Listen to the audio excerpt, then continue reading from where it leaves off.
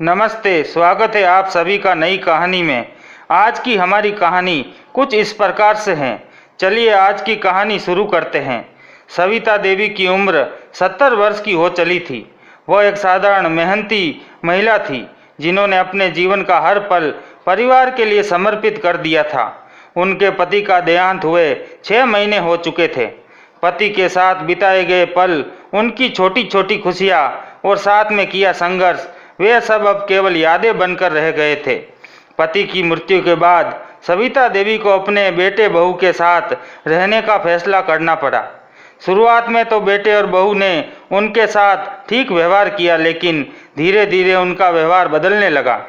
बहू उन्हें हमेशा काम करने के लिए मजबूर करती और बेटे ने भी अपनी पत्नी के कहने में आकर मां की उपेक्षा करना शुरू कर दिया। सविता देवी के दिन का अधिकांश समय घर के छोटे बड़े कामों में निकल जाता। अब तो हालत ये थी कि हर काम उनसे करवाने लगी थी, जैसे कि सब्जी काटना, कपड़े धोना, बर्तन मांजना। इस उम्र में भी उन्हें आराम नहीं था। वे हमेशा थकी थकी महसूस करती, लेकिन उनका दिल तो परिवार में लगा था। समय के साथ बेटे और बहू का व्यवहार और कठोर होता गया। खाने का समय हो तो उन्हें 2 रोटियों के लिए भी तरसना पड़ता था। कभी कभी तो ऐसा होता कि बहू जानबूझकर खाना देर से देती, जिससे उनकी भूख भी मर जाए। अगर वे कुछ बोलने की कोशिश करती तो बहू उनको और डांट देती। बेटे को भी इस व्यवहार से कोई फर्क नहीं पड़ता था, जैसे उसे इस सब का आदी बना दिया गया हो। सविता देवी की जिंदगी एक दुख भरी गाथा बन चुकी थी, जहां उनके अपने ही बेटे ने उनका सहारा बनने की बजाय उनकी उपेक्षा करना शुरू कर दी थी। इन सब के बीच उनका एकमात्र सहारा था उनका पोता मनीष। मनीष अभी केवल 15 साल का था, लेकिन अपने छोटे से दिल में दादी के प्रति गहरा प्यार और संवेदना रखता था। वह दादी को दुखी देखता तो उनका मन तड़प उठता। मनीष अक्सर दादी से कहता, दादी मैं आपको कभी भी अकेला नहीं छोड़ूंगा। सविता देवी अपने पोते की बात पर हल्का सा मुस्कुराती, लेकिन उनके दिल में जो पीड़ा थी उसे वह कहीं न कहीं कह पाती। मनीष ने महसूस किया कि दादी के साथ कितना गलत हो रहा है। उसने ये भी देखा कि कैसे दादी हर वक्त भूखी प्यासी रहती है और थक जाती हैं। मनीष ने फैसला किया कि वह कुछ करेगा। उसने सोचा कि क्यों न एक यूट्यूब चैनल शुरू किया जाए, जहां दादी के रोज़मर्रा के काम, उनकी ज़िंदगी की छोटी छोटी कहानियां और उनके साथ जो हो रहा है उसे दिखाया जाए। मनीष को यकीन था कि इस तरह से लोग दादी की सच्चाई को जान पाएंगे और शायद इस चैनल से कुछ पैसे भी आएंगे, जिससे दादी की ज़िंदगी में कुछ राहत मिल सके। इस योजना को लेकर मनीष ने एक दिन अपने दोस्त से सलाह की और उसके दोस्त ने भी मनीष का हौसला बढ़ाया। मनीष ने तय किया कि अगले ही दिन से वह दादी के साथ बिताए गए पलों को अपने फ़ोन पर रिकॉर्ड करना शुरू करेगा। उसने सोचा कि वह न केवल दादी की हालत को सबके सामने लाएगा, बल्कि चैनल के माध्यम से लोगों से मदद और समर्थन की भी अपील करेगा। मनीष ने अगली सुबह से ही अपने मिशन पर काम शुरू कर दिया। उसने सोचा कि लोगों को दादी की हालत के बारे में बताने का सबसे अच्छा तरीका ये होगा कि वह उनकी रोज़मर्रा की ज़िंदगी को वीडियो के रूप में रिकॉर्ड करे। उसने अपने मोबाइल को संभाला और यूट्यूब पर एक चैनल बना लिया, जिसका नाम रखा दादी की दुनिया। इस नाम को सोचने में उसे खास मेहनत नहीं लगी, क्योंकि मनीष के लिए दादी सचमुच पूरी दुनिया थी। पहले दिन जब मनीष ने दादी का पहला वीडियो बनाया तो उसमें उन्होंने सुबह की दिनचर्या कैद की। सुबह सुबह दादी बिना किसी सहारे के उठ जाती थी और बहू के आदेश पर सबसे पहले रसोई में जाकर झाड़ू पोछा करती थी। उनकी उम्र के हिसाब से ये काम करना आसान नहीं था, लेकिन उनके चेहरे पर एक अद्भुत शांति और समर्पण था। मनीष ने ध्यान से देखा कि कैसे उनकी थकी हुई आंखें दिन की शुरुआत में ही थकावट का संकेत देने लगती थी, पर वे फिर भी काम करती रही। इस सब के बावजूद जब मनीष उनसे मुस्कुराकर बात करता तो उनके चेहरे पर एक हल्की सी मुस्कान आ जाती थी। मनीष का वीडियो बनाने का सिलसिला जारी रहा। उसने अगली सुबह दादी को सुबह का नाश्ता बनाते हुए और अपने कमरे में बैठे एक कोने में सूखी रोटी खाते हुए फिल्माया। इस वीडियो में मनीष ने एक छोटा सा वॉइस ओवर भी जोड़ा, जिसमें उसने बताया कि कैसे दादी को पर्याप्त खाना नहीं मिलता और उन्हें कई बार भूखा ही सोना पड़ता है। मनीष ने सोचा कि अगर वह दादी के दर्द को वीडियो के जरिए लोगों तक पहुंचा सके तो शायद वे उनकी सहायता करेंगे। उसने वीडियो एडिट करके यूट्यूब पर अपलोड कर दिया। पहले वीडियो को अपेक्षाकृत कम व्यू मिले, लेकिन मनीष का हौसला नहीं टूटा। उसने हर दिन एक नया वीडियो पोस्ट करना शुरू कर दिया। वह हर वीडियो में दादी के संघर्ष, उनके दुख और उनकी सादगी को दिखाता। कभी वह उन्हें बर्तन साफ करते हुए फिल्माता तो कभी कपड़े धोते हुए। एक दिन उसने उन्हें बैठे बैठे चुपके से आंसू पोंछते हुए देखा। मनीष ने ये क्षण भी कैमरे में कैद कर लिया, क्योंकि ये उनके अंदर के दर्द को साफ दिखा रहा था। उसे लगा कि ये वीडियो लोगों के दिलों को छू लेगा और उसने इसे यूट्यूब पर पोस्ट कर दिया। धीरे धीरे चैनल पर लोगों की प्रतिक्रिया आने लगी। कुछ दर्शकों ने दादी के प्रति सहानुभूति व्यक्त की और उनके लिए प्रार्थना करने की बात कही। कुछ लोगों ने तो मनीष के प्रयास की तारीफ की और उसे हौसला बढ़ाने वाले कमेंट भी किए। एक दिन मनीष ने एक खास वीडियो बनाने का निर्णय लिया, जिसमें दादी का पूरा दिन कैद किया गया था। सुबह का नाश्ता बनाने से लेकर रात में चुपचाप अपने छोटे से कमरे में सोने तक। इस वीडियो में मनीष ने खास बात जोड़ी। वह कैमरे के सामने कहता है कि ये मेरी दादी हैं, मैं उनसे बहुत प्यार करता हूं और मैं चाहता हूं कि उनका जीवन आरामदायक हो। क्या आप मेरी दादी के लिए कुछ कर सकते हैं? इस वीडियो ने चैनल पर तहलका मचा दिया। हजारों लोगों ने इस वीडियो को देखा और लाइक किया। कई लोग तो भावुक होकर कमेंट में अपना दुख व्यक्त करने लगे। किसी ने लिखा, मनीष तुम बहुत अच्छे हो, दादी को हमारी तरफ से ढेर सारा प्यार देना। कुछ लोगों ने उसे आर्थिक सहायता भी पेशकश की और उनके खाते का विवरण पूछना शुरू किया। मनीष ने इसके बाद एक कदम और आगे बढ़ाते हुए दादी के पेंशन वाले खाते को यूट्यूब चैनल से जोड़ दिया, ताकि यदि कोई उनके चैनल पर विज्ञापन देकर आय होती हैं तो वह सीधा दादी के खाते में चली जाए। 3 महीने बीत गए और दादी की दुनिया चैनल पर सब्सक्राइबर्स की संख्या तेजी से बढ़ने लगी।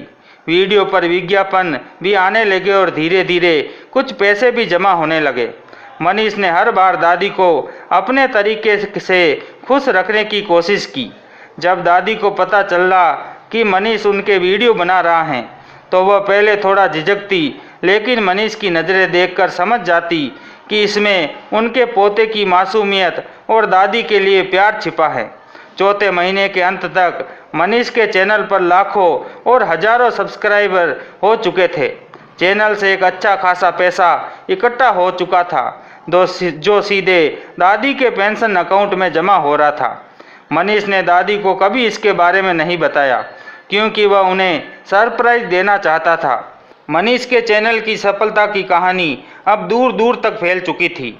आसपास के लोग मनीष की सराहना करने लगे थे और ये बात बेटे और बहू तक भी पहुंचने लगी थी, लेकिन वे इसे ज़्यादा गंभीरता से नहीं ले रहे थे। उन्हें तो ये बस बच्चों का खेल ही लगता था। वे समझ ही नहीं पाए कि मनीष का ये प्रयास उनके लिए कितना बदलाव ला सकता है। चैनल की सफलता के 5 महीने बीत चुके थे और इस दौरान सविता देवी के बैंक खाते में पैसे लगातार जमा हो रहे थे, लेकिन सविता देवी को इस बारे में कोई जानकारी नहीं थी। वह तो अब भी उसी पुराने ढर्रे पर जी रही थी, बहू के ताने सह रही थी और बेटे की उपेक्षा झेल रही थी। उनका शरीर कमज़ोर हो चुका था, लेकिन उनकी आत्मा में अब भी एक दृश्य शक्ति थी जो उन्हें हर कठिन परिस्थिति से लड़ने की ताकत देती थी। एक दिन सविता देवी का बैंक से फ़ोन आया। उन्होंने बताया कि उनकी पेंशन का काफ़ी पैसा उनके खाते में जमा हुआ है और उन्हें अपने दस्तावेजों के साथ बैंक आने के लिए कहा गया। ये सुनकर सविता देवी को हैरानी हुई। वह सोचने लगी कि इतनी पेंशन कैसे आई, क्योंकि अब तक की पेंशन में से उनके पास बचता ही क्या था। फिर भी उन्होंने बैंक जाने का फैसला किया। अगले दिन मनीष भी उनके साथ बैंक गया। जब वे बैंक पहुंची और पासबुक को अपडेट करवाया तो सविता देवी अपनी आंखों पर यकीन नहीं कर सकी। उनके खाते में लाखों रुपए जमा थे।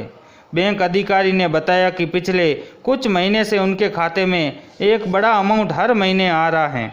सविता देवी के चेहरे पर आश्चर्य और खुशी का मिश्रण था, लेकिन साथ ही वह ये समझने की कोशिश कर रही थी कि ये पैसा आखिर आया कहाँ से।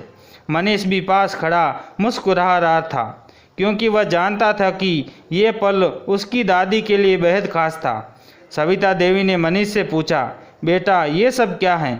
मुझे कुछ समझ नहीं आ रहा, ये पैसा कहाँ से आया? मनीष ने दादी को प्यार से देखकर कहा, दादी ये आपका पैसा है। मैंने आपके साथ बिताए गए पलों को YouTube पर लोगों के साथ साझा किया।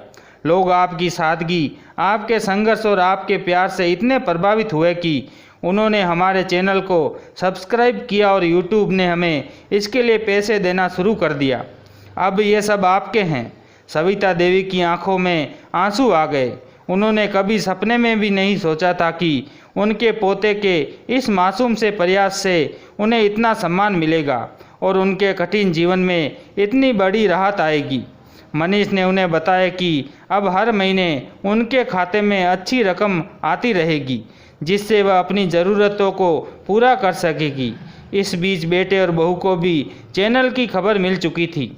एक दिन जब वे घर में बैठे YouTube देख रहे थे तो उन्होंने अचानक दादी की दुनिया नाम के चैनल पर क्लिक किया। जैसे ही उन्होंने वीडियो देखना शुरू किया, उनकी आंखें खुली की खुली रह गई। हर वीडियो में उनकी मां का संघर्ष, उनकी मेहनत और उनके चेहरे पर झलकता दर्द साफ दिखाई दे रहा था। वे ये देखकर हैरान थे कि दुनिया भर के लोग उनकी मां के साथ सहानुभूति जता रहे थे और उनकी तारीफ कर रहे थे। बहू को ये समझने में देर नहीं लगी कि दुनिया उनकी सच्चाई से वाकिफ़ हो चुकी है। बेटे और बहू को ये एहसास हुआ कि उन्होंने अपनी मां के साथ कितना बुरा व्यवहार किया है। अब उन्हें डर भी लगने लगा था कि कहीं लोग उनकी बेरुखी और क्रूरता के बारे में जानकर उन्हें नफरत न करने लगे। उन्हें अपनी गलती का एहसास हुआ और उन्होंने मां से माफ़ी मांगने का फैसला किया। शाम को जब सविता देवी घर लौटी तो बेटे और बहू उनके पास गए। बेटे ने उनकी तरफ देखा और कहा, माँ हमें माफ़ कर दीजिए, हमने आपकी कदर नहीं की और आपके साथ बहुत बुरा बर्ताव किया। हम आपके प्यार और त्याग को कभी समझ ही नहीं पाए, लेकिन अब हमें हमारी गलती का एहसास हो गया है। क्या आप हमें माफ़ कर देगी? सविता देवी ने बेटे के चेहरे पर पछतावा देखा और एक माँ की तरह मुस्कुराते हुए बोली, बेटा मैंने तुम्हें हमेशा माफ़ किया है, तुम मेरी दुनिया हो। लेकिन मुझे खुशी है कि मनीष ने मुझे वो सम्मान दिलाया जो मुझे इस उम्र में भी मिलना चाहिए था। इसके बाद घर का माहौल बदल गया और बेटे बहू ने अपने व्यवहार में सुधार किया और अब सविता देवी समय पर खाना मिलता, उनकी देखभाल की जाती और उनके प्रति सम्मान दिखाया जाने लगा। मनीष ने चैनल पर वीडियो पोस्ट करना कम कर दिया क्योंकि अब दादी के चेहरे पर सच्ची खुशी लौट आई थी। अब सविता देवी अपने पोते मनीष के साथ खुशहाल जिंदगी जी रही थी। उनके पास न केवल पैसे की कमी दूर हो चुकी थी, बल्कि उनका परिवार भी अब उन्हें सम्मान और प्यार देने लगा था। दादी की दुनिया चैनल अब सिर्फ एक YouTube चैनल नहीं था, बल्कि सविता देवी के जीवन में एक नया अध्याय खोल चुका था, जहां उन्होंने अपने आत्मसम्मान और खुशी को फिर से हासिल कर लिया था। तो दोस्तों, कैसी लगी कहानी पसंद आए तो वीडियो को लाइक और शेयर करना ना भूलें। अगला वीडियो देखने के लिए चैनल को सब्सक्राइब कर ले। मिलते हैं नई कहानी के साथ, तब तक के लिए धन्यवाद।